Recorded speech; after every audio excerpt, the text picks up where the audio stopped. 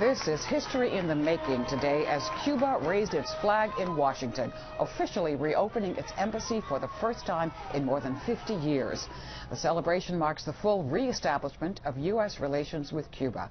Suzanne Kennedy is live outside the Embassy of Cuba in Northwest Washington, where hundreds gathered this morning. Suzanne, what is it like at this time this evening?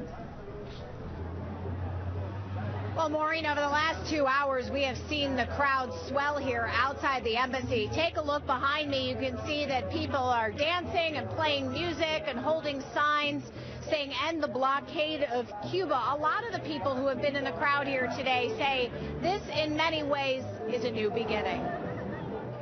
It hasn't happened in more than 5 decades, the raising of the Cuban flag at an embassy in the United States. Today on a busy 16th Street Northwest, hundreds of Cuban Americans gathered to watch history be made. I think it's good. I hope it's good for the people in Cuba. I'm so happy. I can describe it. I'm so happy. 82-year-old Camilo Farinas used to work at the Cuban embassy when he first immigrated to this country. It's a great day for both countries. He hoped this day would come. When President Obama made the first move, I knew that something big was going to happen. Protesters gathered in front of the embassy. One person was arrested by uniformed Secret Service. Some voicing their concern about the still-in-place trade embargo. We think that our countries can only benefit from trading with one another.